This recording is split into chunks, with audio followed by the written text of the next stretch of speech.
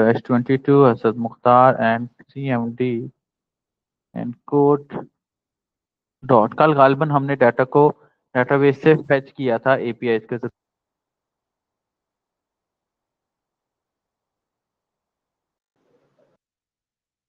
अच्छा जी, अच्छा जी, this one and हमने गालिबन कल डाटा को डेटाबेस से फेच किया था और आज हमने इंशाल्लाह डेटाबेस में से डाटा को सॉरी, आज हम देखते हैं कि हम मजीद इसके अंदर किस प्रोसेस की तरफ जाते हैं। ठीक है। और कल हमने, मुझे याद पड़ रहा है कि हमने मॉक एपीआईज के थ्रू एपीआईज को भी निकाला था और मैं मॉक एपीआईज भी निकाल लेता हूँ यहाँ से, मॉक एपीआईज। ठीक है। और ये मैंने मॉक एपीआईज निकाली और यहाँ से हमारा प्रोजेक्ट ऑलमोस्ट वर्किंग में आ चुका है। और मॉक एपीआईज के अंदर हमने कौन सी एपीआई, स्टूडेंट्स की एपीआईज बनाई थी, कौन सी बनाई थी दोस्तों? जैसा स्टूडेंट्स की बनाई थी। अच्छा जी, स्टूडेंट्स की एपीआईज हमने बनाई थी।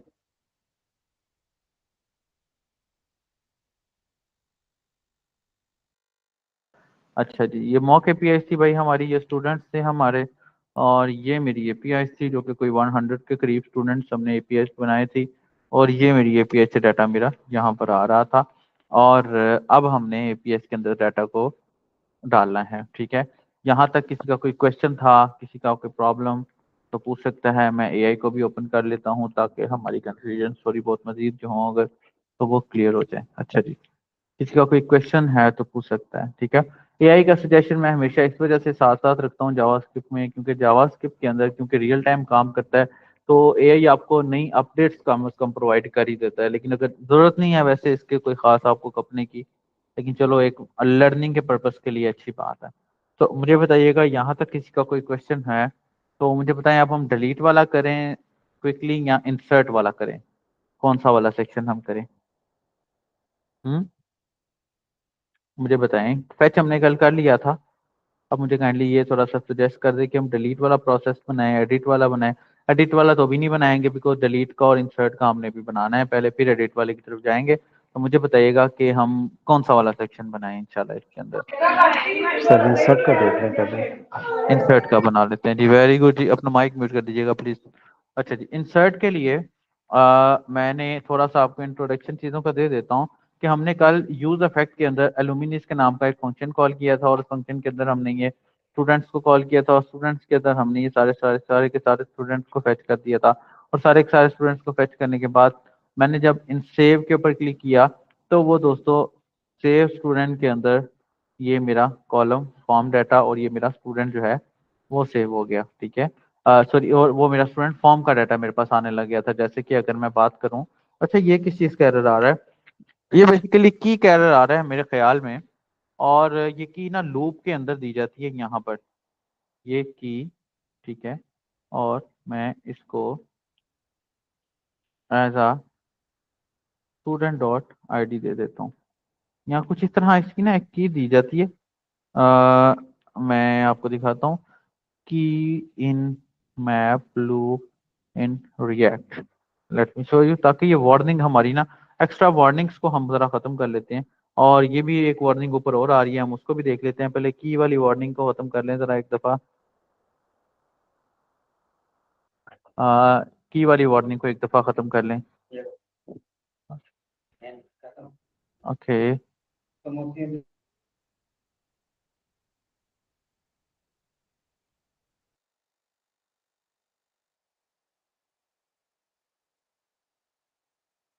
अच्छा जी, तो अच्छा जी। और अच्छा, ये हमने देख रहे थे कि जो है, हाँ ये देखिए, ये देख रहे हैं आप, ये की हमें ना ये लगानी पड़ेगी बेसिकली। तो इससे फायदा ये होगा, ये स्टूडेंट, ये इसका सिंटैक्स मुझे भूल गया था। जो स्टूडेंट, अच्छा एक टाइम पे जब आप इंशाल्लाह ताला मल्टीपल लैंग्वेज पे काम करते रहेंगे तो आपको भी सिंटैक्स भूल जाएगा। अच्छा ये देखिए, अब अगर मैं इसको रिफ्रेश कर लेता हूँ एक दफा तो हमें की वाला एरर नहीं आएगा। उसके बाद ये एक और वार्निंग आ रही है जी, डिड यू मीन क्लास। तो लेट्स सी ये क्यों आ रही है। मेरे ख्याल में कहीं पर हमने किसी पेज के ऊपर, ये देखिए ये क्लास नेम नहीं लगाया हुआ।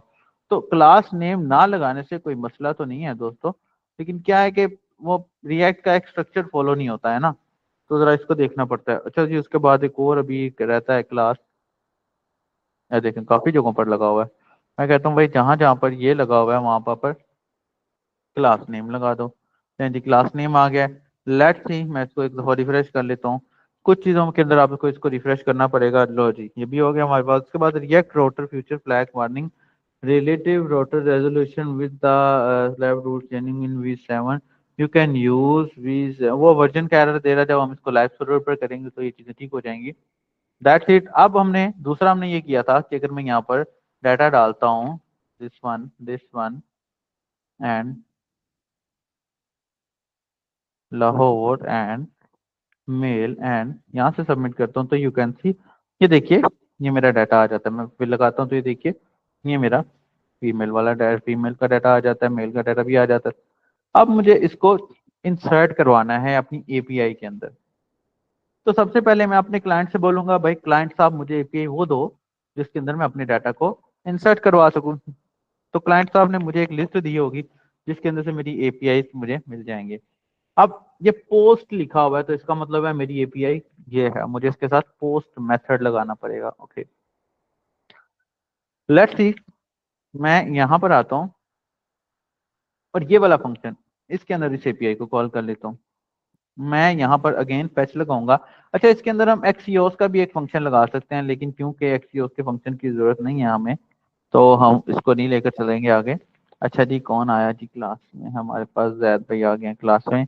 अच्छा जी, तो यहाँ पर मैं फैच लगा देता हूँ, ठीक है। और फैच के अंदर मैं अपनी सेम यही वाली एपीआई को कॉल कर लेता हूँ, ठीक है। सेम मैं यही वाली एपीआई को कॉल कर लूंगा और यहाँ पर मुझे एक मेथड देना है and this method will be post, ठीक है। क्यों? क्योंकि मेरी एपीआई ने मुझे यहाँ पर रिक्वायर्ड किया है पोस्ट मेथड को। उसके बाद यहाँ पर मुझे इसकी टाइप देनी पड़ेगी। अच्छा ये स्टूडेंट को एरर क्यों आ रहा है? बिकॉज मैंने वो कंसोल हटाया है, ठीक है। उसके बाद मुझे इसकी टाइप देनी पड़ेगी। इसकी टाइप के लिए ना हमें मैं करता हूँ insert data into database with post in react with API। मैं जब इसको एंटर करता हूँ तो यू कैन सी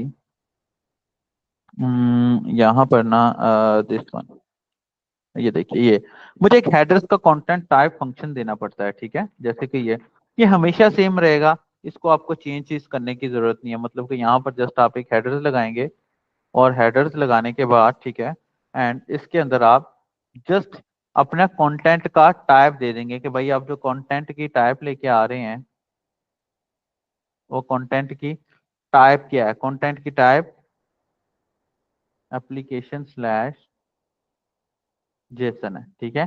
तो दैट्स इट, आपने इसको ये बताना होता है। उसके बाद नेक्स्ट हमने अपना जो डाटा ये स्टूडेंट्स की फॉर्म में ले रहा हूं, मुझे इस डाटा को पोस्ट करना है बॉडी के अंदर। तो this will be something like this one body. मैं बोलूंगा इसे जेसन डॉट स्ट्रिंगिफाई, और स्ट्रिंगिफाई के अंदर मैं स्टूडेंट ऐड कर दूंगा एंड यू कैन सी के दिस विल, अच्छा जी यहाँ पर हमारा कोई एरर दे रहा है ये, अच्छा जी, you can see this will be something like this one. अब होगा यूं कि ये वाला मेरा डाटा डेटाबेस में इंसर्ट करेगा। वैसे हमें यहाँ पर एक अवेट का फंक्शन इस्तेमाल करना चाहिए था, जो कि हम इसके टेस्ट के बाद करेंगे, जैसा कि हमें प्रोवाइड किया है इसने, ठीक है। दिस वन हम इसी को इस्तेमाल करेंगे, लेकिन आफ्टर दिस टेस्टिंग जरूरत नहीं है वैसे इसकी भी। अच्छा सर ये ट्राई देखिए कैच क्या चीज, सॉरी। इस अवेट का फंक्शन तब यूज करना नहीं होता जब ट्राई कैच ना यूज करें। नहीं, ये देखो हमें यही नहीं, ट्राई कैच भी दिया है, वेट भी दिया है, ऐसा नहीं है, इसमें कोई कंडीशनिंग नहीं है। मैंने कल आपको थोड़ा सा एक्सप्लेन किया था ये कि भाई जब हमने अ, जब हमने किसी एक्सटर्नल लिंक के थ्रू अपना डाटा लेना है ना जैद, है ना, तब हम अवेट का फंक्शन इस्तेमाल करें ताकि हम एरर से बच जाए, ठीक है। जी दिस जी। One this one this one mail and save करता हूँ। लेट्स सी क्या होता है। तो यहाँ पर ये देख रहे हैं आप टू मेरी रिक्वेस्ट का एरर आई जा रहा है, बिकॉज ये बेसिकली ये रीजन यही है कि हमने वो अवेट का फंक्शन जो है ना वो ठीक से इस्तेमाल नहीं किया। लेट्स सी, अच्छा अब क्योंकि हम लोकल सर्वर इस्तेमाल कर रहे हैं ना, तो एरर ये हमें तब भी आएगा, ऐसा नहीं है कि नहीं आएगा। लेकिन क्या है कि जरा हम थोड़ी बहुत हमारी बचत हो जाएगी, ठीक है। मैं अब यहाँ से एसेन का फंक्शन, और एसेन का फंक्शन की स्पेलिंग यही है, मैं भूल जाता हूँ हमेशा इसको, असाइन ए, ठीक है। मैं असाइन का फंक्शन इस तरह लगाता हूँ, एरो फंक्शन के अलावा लगा रहा हूँ मैं, सिंपल में ही चल जाएगा फंक्शन। और इस फंक्शन का नाम मैं जो भी रख देता हूँ, मिसाल के तौर पे मैं एलयू मिन रख दिया है, ओके। एंड नेक्स्ट सेम यही एपीआई को मैं यहाँ पर कॉल कर लेता हूँ, ठीक है। कॉल करने के बाद जस्ट मैं अवेट लगा देता हूँ इसके अंदर हमारे पास रिस्पॉन्स, और सॉरी पहले इसके अंदर मैं रिस्पॉन्स लगा देता हूँ, और इस रिस्पॉन्स को मैं बोलता हूँ भाई ये जो मेरा फेच है इसके अंदर मेरे इस यूआरएल को कॉल कर लो, ठीक है। अच्छा जी, यूआरएल को कॉल कर लिया। अच्छा जी, यहाँ पर कोई मसला तो नहीं आ रहा, एक सेकंड स्टूडेंट्स, ठीक है, इसको वो सामने बोर्ड पे लगा दो, सॉरी। अच्छा जी, हम बात कर रहे थे इसकी। अच्छा जी, यहाँ पर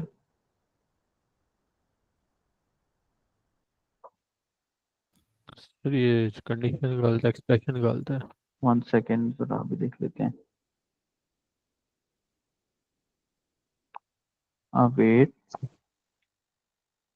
response is equal to, equal to के अलावा हम्म,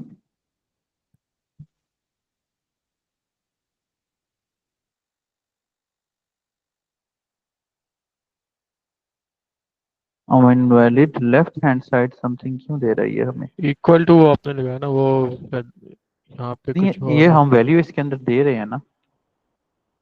वो तो रिस्पॉन्स का ऊपर होगा शायद, वेरिएबल हम्म। डिफाइन ही करना पड़ेगा। नहीं नहीं, जरूरत नहीं है इसको डिफाइन करने की। डिफाइन हम तब डिफाइन तो हम तब करेंगे ना जब हमें हमने कहीं और भी इसको इस्तेमाल करना हो। हमने तो इसको फंक्शन के अंदर ही इस्तेमाल करना है। लेट्स सी, दिस वन, जैसे कि ये देखो ना, ये हमने किया हुआ है इसके अंदर ऑलरेडी, यहाँ पर मैं दिया हुआ है इसके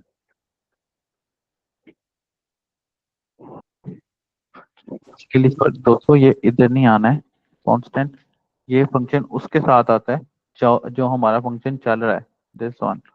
लेट्स सी, ये देखो दिस वन।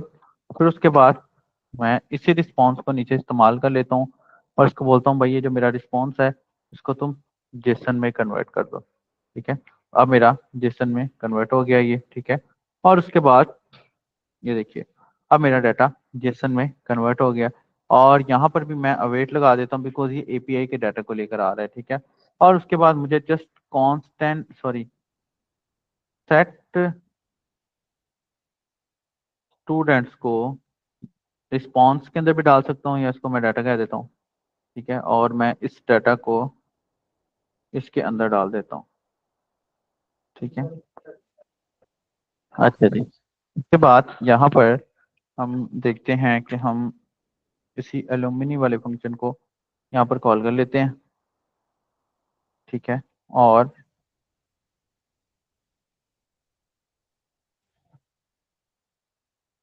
अच्छा जी, दिस वन। अच्छा जी, अब नाउ नेक्स्ट हमें कह रहा है data is not defined by, because हमने यहाँ पर इसको डिफाइन नहीं किया कुछ कांस्टेंट।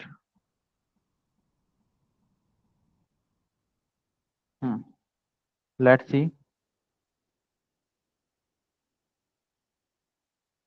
अच्छा जी, यहाँ पर दो प्रॉब्लम्स भी हमें शेयर कर रहा है। तो क्या कह रहा है, सेट स्टूडेंट्स, अच्छा ये मुझे प्रॉब्लम इसकी दे रहा है। लेट्स सी, सबसे पहले तो हम इससे बचत करके देखते हैं। रिफ्रेश कर रहे हैं जी, मैं दोबारा से इधर आ रहा हूँ। अब ये एरर हमारा तब भी आएगा क्योंकि हम लोकल सर्वर पर इसको खेल रहे हैं ना इसके साथ।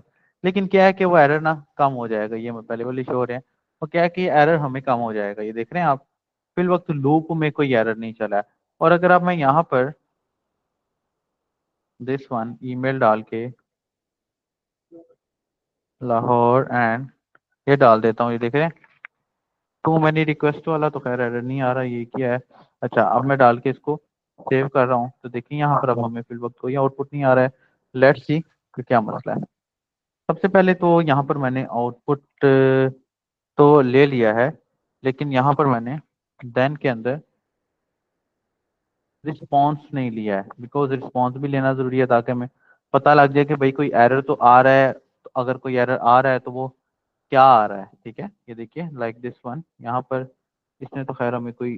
अच्छा, एक और मेथड है, अगर आप इंटरनेट से रिसर्च करें तो आपको अंदाजा होगा कि यहाँ पर एक्सियोस वाला फंक्शन भी इस्तेमाल किया गया है। ठीक है, मैं आपको थोड़ा सा इसको एक्सप्लेन कर दूं दोस्तों कि एक्सियोस वाला जो फंक्शन है ना, वो फंक्शन एक कॉमन फंक्शन है। और एक्सियोस इन रिएक्ट जेएस अगर आप मैं देखूं तो एक्सियोस भी एपीएस को हैंडल करने के लिए ही इस्तेमाल होता है। लेकिन ग्लोबली जो सबसे ज्यादा फंक्शन इस्तेमाल होता है ना, वो फेच वाला ही है।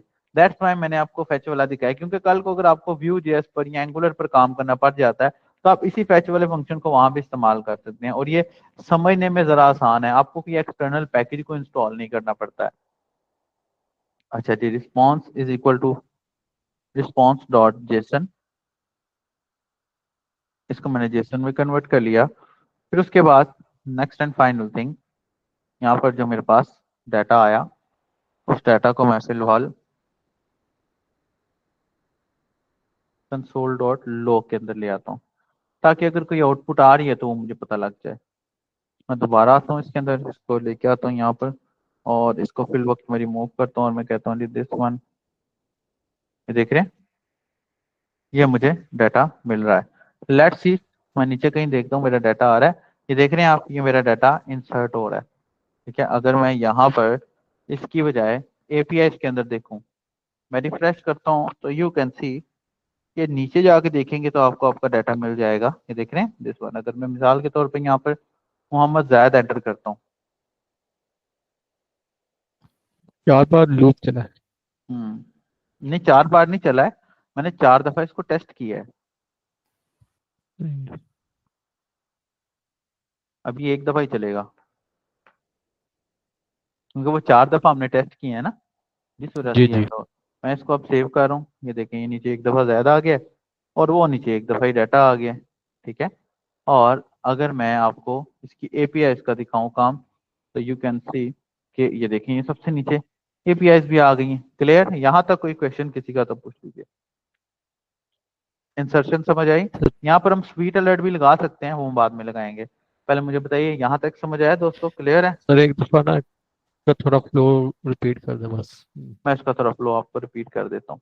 अच्छा जी, जी। सबसे पहले हमने सबसे पहले वाले लेक्चर में स्टेट्स को देखा था। ठीक है, जब हम स्टेट्स पढ़ रहे थे, स्टेट्स के अंदर हमने क्या किया था, हमने प्रॉपर एक फॉर्म बनाया था और हर एक फॉर्म के इनपुट का स्टेट हमने बना के हर एक इनपुट की वैल्यू हमने अपनी स्टेट के अंदर स्टोर करवाई थी, जो कि हमने ऊपर मेंशन भी की थी। ये देख रहे हैं, हम ऊपर असद मुख्तार लिख रहा हूँ तो एक्चुअली मेरी स्टेट कॉल हो रही है। अगर मैं ईमेल डाल रहा हूँ तो ये एक्चुअली मेरी स्टेट कॉल हो रही है। अगर मैं फोन नंबर डाल रहा हूँ, सिटी डाल रहा हूँ, तो एक्चुअली मेरी ये स्टेट कॉल हो रही है। सारी की सारी स्टेट्स के अंदर जब हमने वैल्यूज को स्टोर कर लिया तो फिर हमने ये एक ऑब्जेक्ट बना लिया। इसके अलावा हम एक ही स्टेट के अंदर ये सारे का सारा भी काम कर सकते थे। ठीक है, लेकिन ये जरा ज्यादा प्रोफेशनल है, जिस वजह से मैंने इसको लिया, क्योंकि कल को हमें एक एक वैल्यू की डिफरेंट जरूरत पड़ सकती है। मैंने एक स्टूडेंट का ऑब्जेक्ट बनाया और अपनी सारी की सारी स्टेट्स को स्टूडेंट के ऑब्जेक्ट के अंदर स्टोर कर लिया। उसके बाद मैंने फैच वाला फंक्शन, जो कि मैंने फैच वाला फंक्शन आमतौर पे अगर देखा जाए तो देखने से ऐसे ही लगता है कि जैसे डाटा को फैच किया जा रहा है, लेकिन इसको मैं डाटा को पोस्ट करने के लिए भी इस्तेमाल कर सकता हूँ। इसके अंदर मैंने दोस्तों एपीआई दी, मेथड दिया, मेथड देने के बाद हेडर दिया है और बॉडी को जेसन स्ट्रिंगिफाई करके अपने इस एक ऑब्जेक्ट को इसके अंदर कॉल कर लिए। ये फैच में ये मेरी एपीआई है और ये मेरा मेथड है। ये मेथड मैंने पोस्ट क्यों दिया है? क्योंकि एपीआई के अंदर मेरा मेथड पोस्ट रिक्वायर्ड था। अगर मैं यहाँ पर गेट मेथड दे देता या पुट दे देता तो इसने नहीं चलना था। हेडर्स ये बताता है कि आप किस कैटेगरी का कंटेंट जो है पोस्ट कर रहे हैं। बॉडी के अंदर जेसन डॉट स्ट्रिंगिफाई ये बताती है कि आप अपनी बॉडी के अंदर क्या भेज रहे हैं। अब बॉडी के अंदर क्योंकि मैं ये सारे के सारे ऑब्जेक्ट्स भेज रहा हूँ, ये मैंने डाल दिया। उसके बाद देन के अंदर रिस्पॉन्स में जो आ रहा है, मैंने पहले उसको जेसन में कन्वर्ट किया है और फिर वो डाटा मैंने इसको कंसोल करवा लिया, जिससे मुझे पता लग गया कि भाई मेरा डाटा नीचे सेव हो रहा है। अगर मैं आपको कंसोल करके दिखाऊं और यहाँ पे अपना मैं मेल चेंज कर लेता हूँ। ये जेसन क्या चीज है सर? क्या चीज? जेसन जेसन जेसन, क्या? ओके जी, गुड क्वेश्चन। आपने वो एपीआईज वाला लेक्चर नहीं लिया था मेरा? किसने पूछा ये क्वेश्चन? मतलब है ना, एजाज इजाज साहब ने। इजाज भाई, जेसन बेसिकली दोस्त, जेसन एक फॉर्मेट है जो कि मैंने बड़ी डिटेल में इसको समझाया भी था पहले। मैं आपको थोड़ा सा दोबारा एक्सप्लेन कर देता हूँ। जेसन एक ऐसा फॉर्मेट है कि जिसको आप इस्तेमाल करते हुए डाटा को अपने सिस्टम के अंदर फेच कर सकते हैं। मतलब कि आपको एपीआई की फॉर्म में जो डाटा चाहिए ना, वो डाटा आपको जेसन के फॉर्मेट में मिलेगा। जेसन जस्ट एक फॉर्मेट है। जैसे कि अगर मैं आपको दिखाऊं कि जो ये देख रहे हैं ये एपीआई मुझे अभी मैंने सैंपल के तौर पे इस्तेमाल किए, कि बेसिकली मेरे जेसन के फॉर्मेट में आपको अरे की फॉर्म में ऑब्जेक्ट्स की शक्ल के अंदर डाटा मिलता है। क्लियर है? तो बेसिकली जस्ट जेसन को हम सर अगर सिंपली, मतलब पोस्ट करना हो तो जेसन की फॉर्मेट में पोस्ट करना है, और जब गेट अगर करना है आपने डाटा डाटा को पोस्ट करना है, डिलीट करना है, एडिट करना है, कुछ भी करना है, जेसन के अंदर ही जाएगा। और गेट करना है तो स्ट्रिंग की फॉर्म में हमें मिलता है। नहीं, कैट कैट भी करते हैं तो जेसन की फॉर्म में ही मिलता है। ये उसको देखें, मतलब जो डिस्प्ले कराने के लिए तो हमें स्ट्रिंग में कन्वर्ट वो नहीं जाहिर होगा। सी बात है ना, फिर उसका लूप चलाते हैं तो वो जेसन हमें ऑब्जेक्ट्स के अंदर देती है, और ऑब्जेक्ट से हम स्ट्रिंग में जाते हैं। ये मैप वाला फंक्शन यही तो करता है। देखे ना, जी। ये हमारी जेसन की अरे है। इस मैप ने हर एक अरे में से एक एक एलिमेंट उठाया और उसको स्ट्रिंग में कन्वर्ट करके हमें दे दिया, और हमने उसको शेयर कर दिया। क्लियर है? यहां तक कोई क्वेश्चन हो किसी का तो पूछ लीजिए। नहीं सर, किसी का ठीक। क्वेश्चन भी सादिया, कोई क्वेश्चन? टॉपिक थोड़ा सा कॉम्प्लिकेटेड है रिएक्ट को लेकर, लेकिन आप समझ लीजिए कि हम रिएक्ट के बस लास्ट पर पहुंच चुके हैं। तो किसी का कोई क्वेश्चन है तो वो पूछ ले। अभी हमने इसमें दो चीजें और करनी है, एडिट भी करना नो, है और डिलीट भी करना है। नो लेकिन सर, कीप कोई इन माइंड, क्वेश्चन? एडिट और डिलीट आपको तब आएगा जब आप फेच को और इंसर्ट को समझेंगे। फेच को और अगर इंसर्ट को आप समझे बगैर डायरेक्टली एडिट को समझते हैं तो इट्स नॉट पॉसिबल। तो मैं फिर से पूछ रहा हूँ, कोई क्वेश्चन है किसी का तो पूछ सकता है।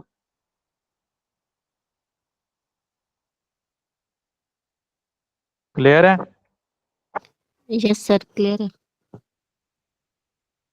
ओके जी, वेरी गुड, बहुत अच्छे। अच्छा जी, वन सेकेंड। अच्छा जी, अगला स्टेप लें, फिर हम डिलीट की तरफ चलें।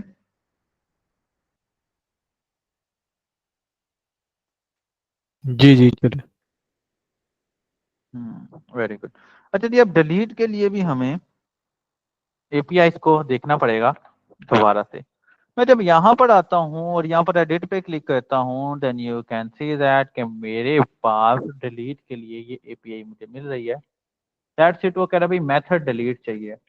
अब टेक्निकली आईडी वो मुझे कह रहा है कि भाई आईडी पास करो, कौन सी आईडी को डिलीट करना है। मिसाल के तौर पे हर एक ऑब्जेक्ट की एक आईडी है, 8 9 10 जो भी है।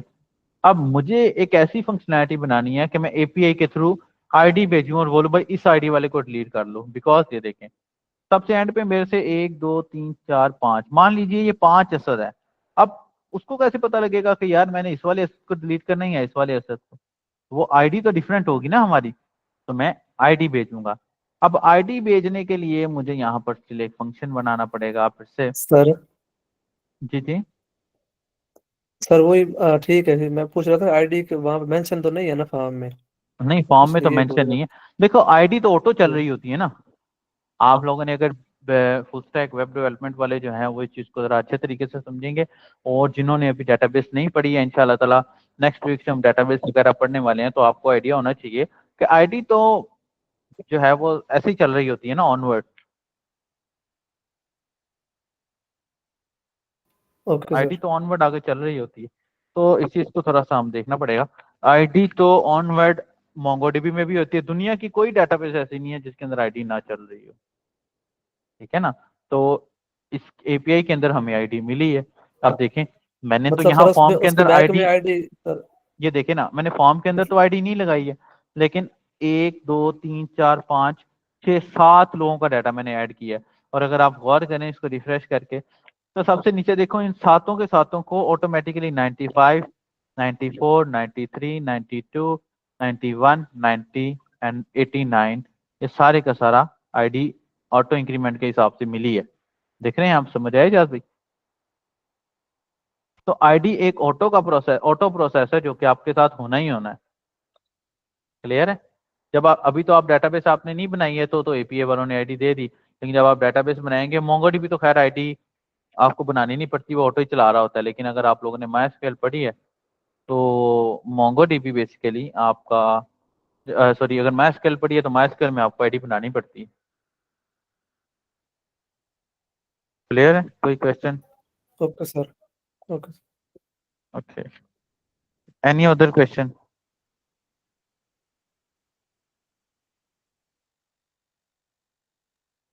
अच्छा जी, चलते हैं जी अब अपने टॉपिक की तरफ। अब मुझे डाटा को डिलीट करवाना है, कि जैसे मैंने बताया था, डाटा को डिलीट करवाने के लिए मुझे एक ऐसी फंक्शनैलिटी चाहिए कि मुझे हर ऑब्जेक्ट की आईडी मिले। सो लेट्स सी, मैं constant delete is equal to this one and this one, ये एक फंक्शन बना सकता हूँ। और इस फंक्शन के अंदर मैं कांस्टेंट डिलीट, अच्छा कभी कोशिश करिए कि आप जो फंक्शंस वगैरह जो भी कैटेगरी का कुछ भी अगर बना रहे हैं तो वो काइंडली वो बनाइएगा कि जिसके अंदर आप जो आपका रिजर्व वर्ड ना हो, ठीक है? जैसे कि ये मेरे ख्याल में डिलीट एक रिजर्व वर्ड भी है किसी न किसी फंक्शन का।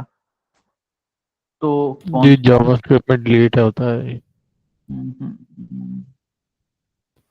डिलीट टेबल कर दें, डिलीट रो कर दें। इसको हम ऐसे कर लेते हैं ना, डिलीट स्टूडेंट कर देते हैं। इसको हम इस तरह ही बना सकते हैं, अगर मैं constant delete student is equal to this one is equal to, ये फंक्शन अगर हम बना लेते हैं, and constant log delete student is working, and मैं इस फंक्शन को यहाँ पर कॉल भी कर लेता हूँ। मैं कहता हूँ भाई मेरे लूप के अंदर जहां जहां डिलीट का बटन है ना, ये ट्रैश का, ये मेरा ट्रैश का बटन के अंदर, सॉरी वायर कह रहा हूँ मैं, तो दूसरे लाइव वायर पर काम कर रहा हूँ। तो मैं इसको बोलता हूँ भाई ऑन क्लिक, और मेरा डिलीट स्टूडेंट का ये फंक्शन कॉल हो गया। लेट्स सी नाउ क्या होता है। मैं इसको रिफ्रेश, तो हो चुका होगा ऑलरेडी। और इसके अंदर मैं इसको करने की बजाय मैं इसको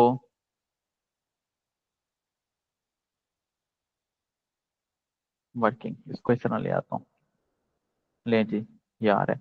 अब मुझे हर एक स्टूडेंट की आईडी भी चाहिए। अब यहाँ पर मैं दो तरीके हैं दोस्तों, या तो मैं इसको वी दे दूँ, ठीक है, और मैं यहाँ पर जो मेरा डिलीट है इसके अंदर एक आईडी को पास कर देता हूँ कुछ इस तरह से। मैं इसको बोलता हूँ भाई student dot ID. ID basically वो वाली आईडी है जो मुझे यहाँ पर मिलेगी। लेट्स सी क्या हो रहा है। अच्छा, यहाँ पर ना हमें एक मसला ये भी आता है कि जब हम फंक्शन को इस तरह विदाउट एरो एरो फंक्शन को विदाउट एरो फंक्शन अगर कॉल कर लेते हैं ना, तो यहाँ पर एक एरर हमें ये भी आ रहा होता है कि ना ये फंक्शन ऑटोमेटिकली कॉल होता जाता है। ये रिएक्ट का एक ड्रॉबैक है जो कि ना मुझे किसी दूसरी लैंग्वेज में नहीं मिला है। ये तो तक भी इसको कर देता है। एनोनिमस बना दें तो वो नहीं आएगा। क्या चीज? एनोनिमस कॉल बैक बना लें तो वो हम्म, खत्म हो जाएगा। इसी करेंगे ना। अच्छा, इसके अलावा एक और छोटा सा तरीका है, ये देख रहे हैं ना, ये स्टक ही कर देता है इसको, बिल्कुल स्टक। अच्छा, मैं ना आपको अभी मैंने रिसेंटली अभी आपकी क्लास से पहले मैंने एक ना एपीआई को लाइव सर्वर के साथ अटैच करके भी एक कस्टम एपीआई खुद बनाई थी, और लाइव सर्वर के साथ अटैच करके भी इसको लारावेल के साथ अटैच करके भी एक अपनी रिएक्ट की एप्लीकेशन को वर्किंग में लेके आऊँ। डिलीट के बाद अगर हमारे पास टाइम बचता है तो मैं आपको लाइव वो भी दिखाता हूँ ताकि आपको अंदाजा हो जाए कि ये किस तरह काम करती है। अच्छा, इसका एक सिंटैक्स होता था।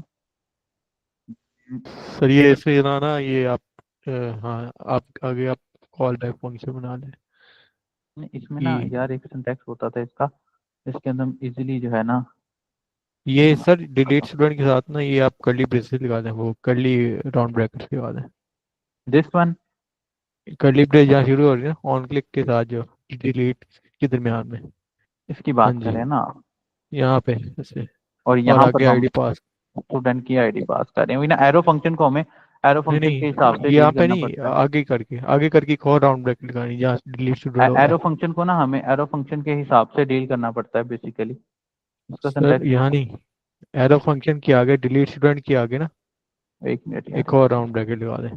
डिलीट स्टूडेंट के आगे यहाँ जी, पर यहाँ स्टूडेंट पे और आईडी स्टूडेंट और आईडी आईडी, ऐसे, ठीक है, दिस वन दिस और वन। आगे फिर अच्छा ऊपर ये कॉलम में की कैटेगरी। अगर, अच्छा बाजू का ऐसा होता है कि हमें की को अरे क्या नाम है इसका, रो को क्लिक करने के ऊपर भी आईडी चाहिए होती है, तब हम इस की को इस्तेमाल करते हैं, ठीक है। की का एज पर रूटीन उस तरह का कोई रोल नहीं है। अच्छा यहाँ पर मैं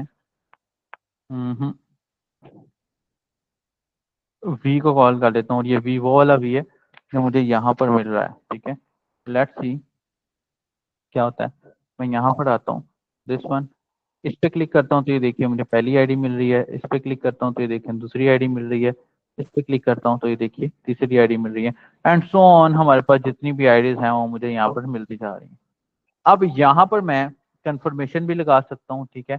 सबसे पहले तो कंफर्मेशन अगर मैं आपको दिखाऊं तो जावास्क्रिप्ट में कंफर्मेशन होती है, कंफर्मेशन सॉरी कंफर्म इन जेएस, ये कंफर्मेशन होती है, और डिलीट वाली फंक्शनैलिटी पर मेरे ख्याल में लगानी चाहिए कि बाज़ औक़ात इंसान से गलती से भी क्लिक हो जाता है, तो ऐसा ना हो कि गलती से क्लिक हुआ हो तो दिस वन। अच्छा जी, यहाँ पर मैं कहता हूँ भाई कि इफ दिस वन, मैं कहता हूँ कंफर्म, ठीक है, are you sure you want to delete it and double equal to true, कि कंफर्म का फंक्शन ठीक लगा है, कंफर्म का फंक्शन में ठीक लगा है। कन्फर्म सही लग रहा है सर तो। ट्रक तो ठीक रहा है। अच्छा जी, क्या करते हैं जी, डिलीटेड डाटा, ठीक है। अगर ये ट्रू होगा तो ही डिलीट करना है, अदरवाइज डिलीट नहीं करना। अच्छा ये कंफर्म का फंक्शन जो है वो एक्सेप्ट नहीं कर रहा है। लेट्स सी, हम इसको पूछ लेते हैं हमारे एआई से। आए हमारा एआई, लेट्स सी ये क्या कहता है। विंडो डॉट कन्फर्म, ये तो वैसे सिंपल जावास्क्रिप्ट में ऐसे चल जाना चाहिए, कंफर्म में चल जाता है। Let's see window dot confirm, okay let's see, and यहाँ पर वो ट्रिपल इक्वल टू मांग रहे हैं। अच्छा ट्रिपल इक्वल टू के बारे में अगर आप लोगों को नहीं पता, सिंगल इक्वल वैल्यू को असाइन करने के लिए इस्तेमाल होता है, डबल इक्वल वैल्यू को कंपैरिजन करने के लिए इस्तेमाल होता है, ट्रिपल इक्वल टू बेसिकली आपकी वैल्यू, आपकी टाइप, दोनों को कंपैरिजन करेगा। और यहाँ पर अब मैं अगर डिलीट पे क्लिक करूंगा तो वो देखिए वो कहेगा are you sure you want to delete it, okay करूंगा तो वो डाटा को मेरे डिलीट कर देगा। अब आफ्टर द कंफर्मेशन मैं यहाँ पर फेच वाला फंक्शन अगेन से लगा देता हूँ, ठीक है। अब ये मैं अगेन यहाँ पर response is equal to fetch का फंक्शन लगा सकता हूँ, ठीक है। और यहाँ पर मैं वही वाला फेच जो कि मुझे मिल रहा है दिस मंथ स्टूडेंट्स का, ये दे सकता हूँ, लेकिन क्योंकि मुझे यहाँ पर मेथड डिलीट देना है तो I am going to use here delete method, ठीक है। और ये मेरी आईडी है, मुझे ये आईडी भी यहाँ पर पास करनी है, तो मैं यहाँ पर दिस वन प्लस वी लगाऊंगा, ठीक है। अब ये मेरी वी क्या करेगी, ये मुझे मेरी आईडी को पास करवा के आगे भेजेगी। अच्छा वैसे इसके ना और मजीद तरीके भी हैं, जैसे कि इन्होंने ये लगाया हुआ है, हम ये भी लगा सकते हैं, कोई ऐसा मसला नहीं है। अगर मैं आपको थोड़ा सा करके दिखाऊं कि इसका यूआरएल कैसा बनता है, टाइम देखिए क्या हो गया है। अगर मैं थोड़ा सा इसका यूआरएल आपको दिखाऊं कि ये किस तरह बनेगा, ये actually URL constant URL is equal to this one, कुछ इस तरह ये बनेगा।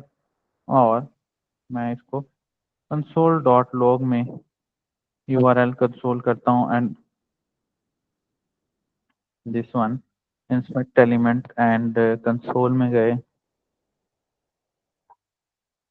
ये देखिए ये ID1 पास हो रही है, देखिए ये यूआरएल में ID2 पास हो रही है। या चैट जीपीटी ने जो हमें बताया ये भी तरीका ठीक है, दोनों तरीके ठीक है, लेकिन ये जो मैंने आपको मेथड बताया ये तरीका थोड़ा सा जो है ना है तो कैजुअल सही है, लेकिन चलो we can go forward with this, ठीक है। अच्छा जी, यहाँ पर मैंने मेथड डिलीट को इस्तेमाल कर लिया है, और रिस्पॉन्स में मैंने ये लिख दिया है, फिर उसके बाद मैं constant data is equal to, फिर से रिस्पॉन्स डॉट जेसन ले लेता हूँ एंड फिर उसके बाद कंसोल डॉट लॉग में मैं इस डाटा को कॉल कर लेता हूँ। ठीक है, तो यहाँ पर मुझे वो कह रहा है भाई यूआरएल कहाँ से दिया आपने, मैं इस यूआरएल को भी कुछ इस तरह दे देता हूँ। कह रहे यहाँ तो यूआरएल का मुझे वेरिएबल इस्तेमाल करो या डिलीट करो। ये इसकी सबसे अच्छी बात ये है कि एक्स्ट्रा चीज को बर्दाश्त नहीं करता। Let's see, are you sure? Okay किया। अच्छा जी, वो कह रहे जी कि JSON is not a function because why.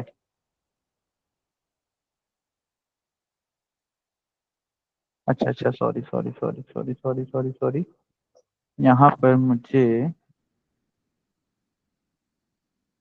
Await लगाना पड़ेगा और अवेट के बाद यहाँ पर मुझे फिर से अवेट लगाना पड़ेगा।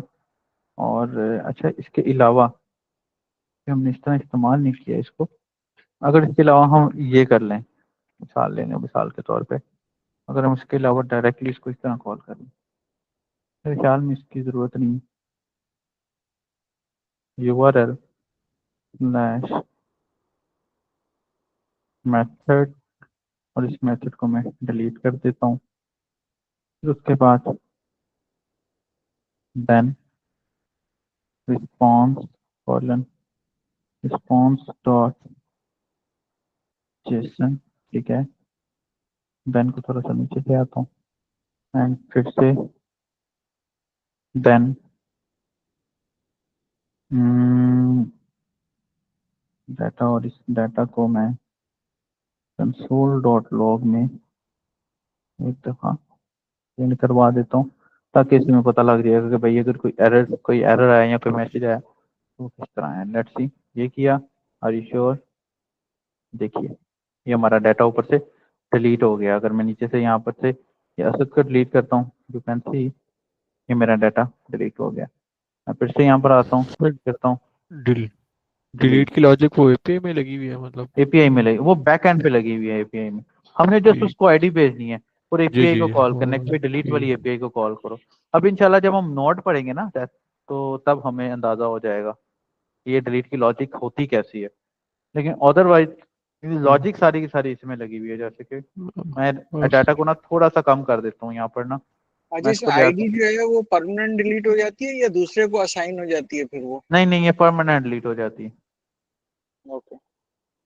यहाँ पर जी मैंने कोई डाटा को ज्यादा की बनिस्बत थोड़ा सा कॉल कर लिया है। ये आप ये देखिएगा, आपको डिलीट होता हुआ नजर आएगा। दिस वन वो गया, दिस वन वो गया। आईडी ना परमानेंट डिलीट हो जाती है। MySQL में इस तरह का एरर आ जाता है बाद औक़ात कि भाई आईडी किसी और को साइन हो गई, क्योंकि MySQL में ये एक छोटा सा ग्लिच है, उसको खुद रिजॉल्व करना पड़ता है। लेकिन जो MongoDB है ना वो इन ग्लिचेस से पाक है। अच्छा, ये जो डिलीट हो रहा है ये हमारी स्क्रीन से डिलीट हो रहा है या नहीं, ये पीछे सर्वर एपीआई से? से भी जा रहा है। ये देखें आप, अच्छा। ये देखें, ये 6 आईडी थी अभी, लेट्स सी, ये 6 ये चली गई और यू कैन सी 6 खत्म हो गई है, 5 रह गई है। यहाँ पर भी 3 लोगों का डाटा और यहाँ पर भी 3 लोगों का डाटा है। ये प्रॉपर एपीआई से भी जा रहा है। देखें, रिफ्रेश किया, ये 2 का रह गया। ठीक है, दिस वन। ओके, मतलब ये परमानेंट डिलीट हो जाता है, ये फैच नहीं हो पाएगा दोबारा? नहीं, अब ये फेच नहीं हो पाएगा दोबारा। That's it. क्लियर? यहाँ तक कोई क्वेश्चन किसी का तो पूछ लीजिए। नहीं सर ठीक। क्लियर? सर वैसे बाकी आपने के जो पीएचपी में ज्यादा काम किया, सर क्या चीज? पीएचपी में ज्यादा आपने काम किया है। हाँ, मेरा स्टार्ट तो करियर का पीएचपी से ही हुआ था, लेकिन अभी पीएचपी जेएस के ज्यादा ऊपर मुश्किल है ज्यादा कि काम होता है। जेएस मुश्किल है ज्यादा?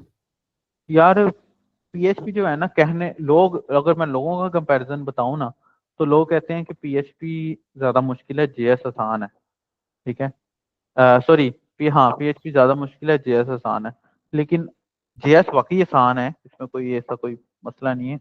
लेकिन पीएचपी भी मुश्किल नहीं है, पीएचपी भी बड़ी आसान है। बस आपके हाथों पे आने की देर है कोड को। एरर्स तो आपको सारी जिंदगी आएंगे, जिसको जैसा एरर्स माई नहीं आता एसक्यूएल वो लोग है ही नहीं कहते हैं डेवलपर। मुश्किल है और मोंगोडीबी आसान है। क्या चीज?